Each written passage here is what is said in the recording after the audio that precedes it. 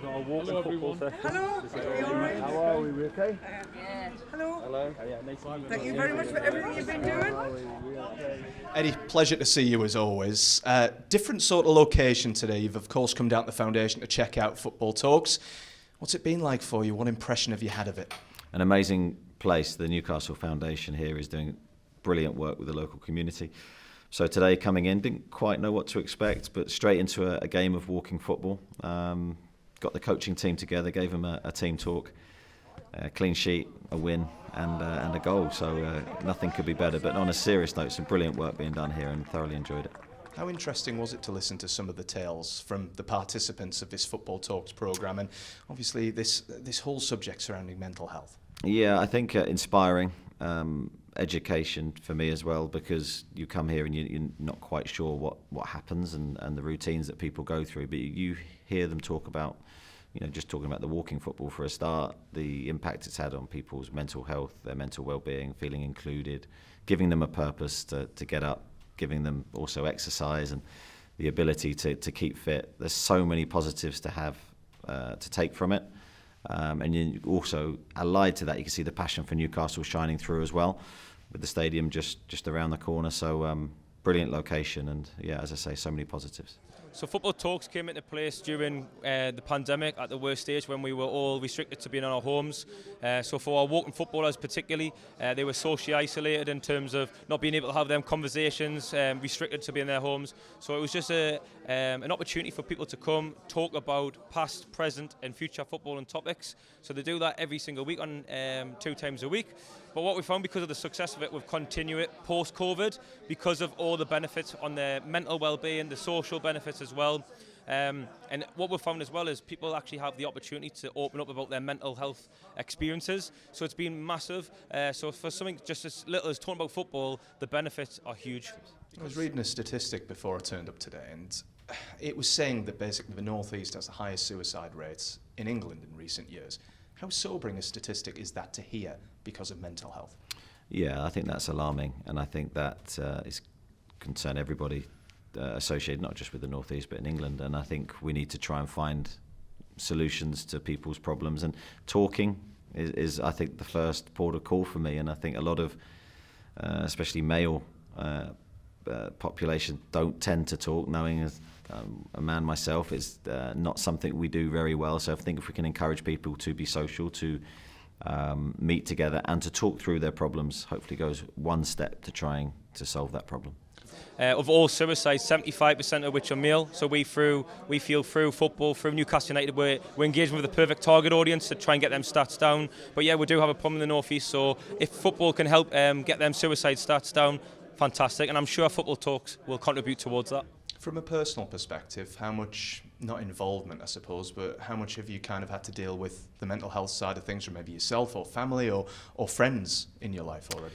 Yeah, I think definitely from a family perspective, I think you're very aware. I think growing up I had 3 brothers and a sister, quite a big surrounding family, that you're aware that not everyone's happy at the same time, and issues and problems can arise as people get older. And I think being there for people, and as I say, being just a good friend, being able to listen to people's problems or encouraging them to talk, can go a long way to solving those problems. So yeah, I think I've been around that my whole life, and also now being a manager and being responsible for a football club and having a dressing room where you need to make sure that everyone's in a good place to perform. But first and foremost, they need to be in a good place as a person to be able to do that. So I think that's been an important part of my role. And in that dressing room, I remember last season, Sean Longstaff obviously talked about his own struggles as well, and he was brave enough to talk about them publicly. We mentioned that word talk, but how difficult is it sometimes to do that for people, and how would you encourage them? Well, I think it's very difficult, especially if you don't have a support network. So it's easier, I think, if you have a family or friends that you've known for and had them for a long time in your life, but some people become isolated and alone, and it's how do you get them to talk and who do they talk to? So that's why environments like this, where people do come together for the common support of football, can sometimes get people talking in a way that they didn't necessarily expect before coming here. And just finally on the subject, what message would you have for people who are out there, Newcastle United fans who are, maybe going through struggles of their own, who are struggling to talk and haven't got that support network? Well, my advice would be try and get out the house and try and come to an organisation like this where you can just ask questions. Is there something that they deliver that you're interested in? It doesn't have to be football, it can be any activity, but it's trying to find a love for something that brings you closer to people. And once you're closer to other people, then hopefully you'll be encouraged to share your problems, and I think that's my message. Well, let's look back at the football and turn our attentions to the football side of things. Obviously, a very, very good win against Fulham. After what's been a difficult few weeks in terms of injuries, frustration with decisions, etc., how nice was it to have the dressing room photo again? And what was the manner of that win done for you and for the players this week? Yeah, I think we all felt internally we needed to win. And now I didn't necessarily broadcast that in the dressing room and in the build-up to the Fulham game, because you can't necessarily control that. What you can control, hopefully, is the performances. So our training was very good. I think the build-up to the game was a bit bitty because we had different injury problems, as you say, players coming back from international duty with fresh problems. But I thought the players controlled their emotions very well. We delivered a really, really good performance, and hopefully that will be a turning point in our season, because hopefully we generate a lot of confidence from that win, because I don't think it was just the result, it was the manner of the result. We scored goals, we looked very creative, and hopefully that will give us confidence for the games to come. It's difficult to tell with Miggy because he smiles 24/7 seemingly anyway, but he seemed quite delighted with his volley, and as well he might do as well. I noticed you ran over to the monitor to check the goals straight away. You'll have seen it a few times back since. Are we talking goal of a season contender here? And what has that done for Miggy in terms of scoring twice at the weekend? Yeah, I think we are potentially talking goal of the season. I think when you look at the execution, it's very, very difficult to do. But it's not only Miggy's involvement, it's also Bruno's pass. We call that a lofted 1-2, and I thought it was a brilliant goal. What will that do for Miggy? I don't know if it will change Miggy too much. Miggy is an incredible person, as you know, having probably known him longer than I have, but he's got this brilliant energy about him. As you say, he's always happy, so he scores 2 goals, but he acts the same as if he hadn't, and I think that's a real strength of his. Hopefully what it will do is encourage him to believe in his ability to score goals. He's a massive player for us. And you've often talked about, fostering a winning and an entertaining culture here at Newcastle. Couldn't help but notice, especially Sven Botman was furious when you conceded towards the end. How close are we to seeing that winning, that entertaining culture becoming the norm at Newcastle United now? Yeah, I think the reaction from Sven is the perfect one. It's the one we want. Set high standards, really drive each other for perfection. And although you'll never get perfection, you almost want that unity and that strength in the group to say, no, we want a clean sheet today, and we're going to do everything we can to achieve it. And I think that was an outward expression of frustration.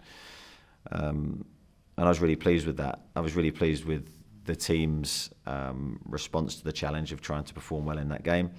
And now we know we have to back it up. We go to Brentford at home, no easy games in the Premier League. But hopefully we take confidence from our last game and try and take all the positives into it. And of course a big week at Newcastle United, considering it's nearly a year since the takeover went through. I just wondered, what was your kind of initial reaction as almost an outsider back then as to when the takeover went through, and what you feel the most crucial element of a takeover has been over the last year? Well, I was an absolute outsider because I remember watching it on the news. It was quite a surprise, I think, to everybody. It happened very quickly. And almost looking at it from afar, going, that's great, for Newcastle. It's what they wanted. It's what potentially the club needed, an input of real positivity and the hope of a really bright future beyond where they currently were. So I was really interested in it, but with no emotion attached to it because I wasn't in the position I'm in now. I think the key to it has been that positivity has just spread. So I think a lot of hope, a lot of expectation attached to that hope for the future. Very good people coming in and hopefully making good decisions on behalf of the football club's longer term future. So yeah, hopefully that positivity can stay for a long time yet. And ever since it, I think Alan Shearer described it as a gorgeous madness, the club, the city, the support, ever since the takeover went through. You've enjoyed and fostered a pretty special relationship with the supporters so far. How much has that relationship made you a better manager and a better person as well? Yeah, I mean, I take that relationship very seriously from my perspective because I know how important it is that we're all on the same page. We are ultimately one team, us coaches, players, supporters, board, we all want the same outcome, which is Newcastle to be successful. And the best way to do that is to create positivity and to create, at St James's Park especially, a brilliant atmosphere for the players to enjoy themselves and to give their best. And I think that's been the key thing. I think the supporters have really backed the players. The players have given the supporters something to cling to in terms of a work ethic and their best outputs. And the board behind me have really supported us in the direction we want to take the team. So far it's gone really well. And just rounding things off by looking ahead to this weekend, I hate to ask you, Eddie, but I have to. Injuries, that horrible word over the last few weeks.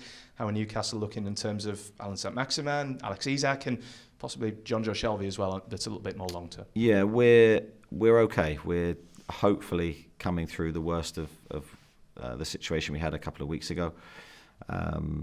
Players are coming back and doing well. So Bruno, Callum, they looked good last week and they've trained fully this week.